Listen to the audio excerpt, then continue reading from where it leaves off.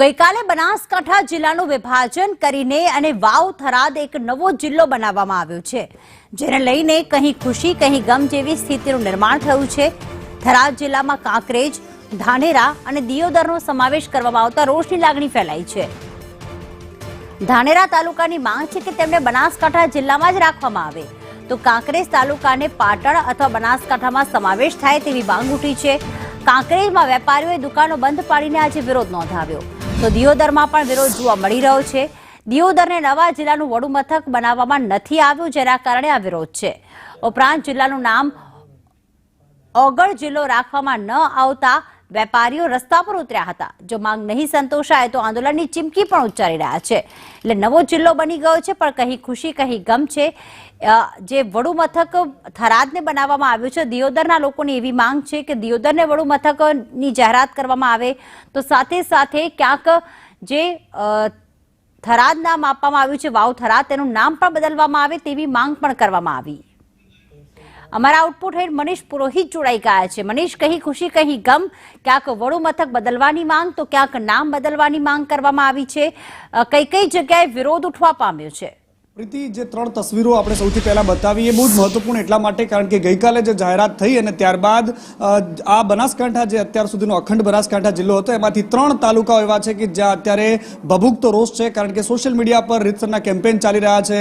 સૌથી પહેલા વાત કરવી છે બનાસકાંઠાના ધાનેરાની, કે ધાનેરામાં પણ છેલ્લા 24 કલાકથી જ્યારથી આ જાહેરાત થઈ ત્યારથી લઈને સૌ કોઈના મુખે એક જ વાત ચર્ચાઈ રહી છે, પરંતુ કેટલાક આગેવાનો સામે આવીને વિરોધ કરી રહ્યા છે। સોશિયલ મીડિયા પર જબરદસ્ત કેમ્પેન ચાલી રહ્યું છે। એમની એક જ માંગ છે કે બનાસકાંઠા ધાનેરા એ સરહદી વિસ્તાર છે અને ખાસ કરીને રાજસ્થાનની બોર્ડરને આવેલો એ વિસ્તાર છે।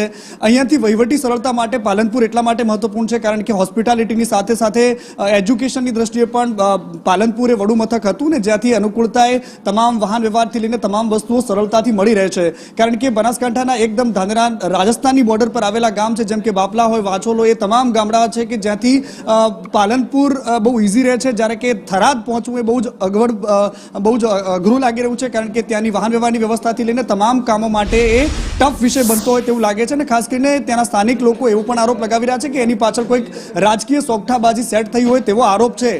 આ તરફ કાંકરેજના લોકોનો પણ આ જ પ્રકારે વિરોધ છે। કાંકરેજમાં પણ મોટી સંખ્યામાં લોકો આવી રહ્યા છે। એમને ભલે ડિસ્ટન્સની દ્રષ્ટિએ તમે જોવા જાઓ તો વાવ થરાદ નજીક થાય છે, પરંતુ કાંકરેજનો પણ એક મોટો હિસ્સો છે લોકોનો જે આજે પણ એ માંગ કરે છે કે અમને પાલનપુર જોઈએ છે, કારણ કે અલ્ટિમેટલી અત્યાર સુધીમાં પાલનપુર જિલ્લાનું વડું મથક રહ્યું। ત્યાં તમામ સરકારી કચેરીઓની સાથે હોસ્પિટલથી લઈને એજ્યુકેશનની તમામ વ્યવસ્થા, માર્કેટની તમામ વ્યવસ્થા, એટલા માટે પાલનપુર કાંકરેજના લોકો પણ ચાહી રહ્યા છે, જ્યારે કે અંતરની દ્રષ્ટિએ એમને વાવ થરાદ નજીક થાય છે। અને ત્રીજો જે તાલુકો છે દિયોદર, ત્યાં વિરોધ એટલા માટે થઈ રહ્યો છે કારણ કે ઓગળ મહારાજના નામે અહીંયા બહુ જ પૂજનીય અને આદરણીય એ સંત કે જેના નામથી અત્યાર સુધીમાં માંગ રહી હતી કે આ જ્યારે નવો જિલ્લો બને તો એનું ઓગળ નામ રાખવામાં આવે, પરંતુ નામ વાવ થરાદ રાખવામાં આવ્યું છે, એટલે દિયોદરના લોકો વિરોધ કરી રહ્યા છે। પરંતુ અલ્ટિમેટલી અત્યારે કોંગ્રેસ સાથે જોડાયેલા લોકો અથવા તો સામાજિક અગ્રણીઓ પોતાની વાત રાખી રહ્યા છે, પરંતુ ભારતીય જનતા પાર્ટીના નેતાઓ કોઈ ખુલીને મેદાનમાં નથી આવતા મામલે।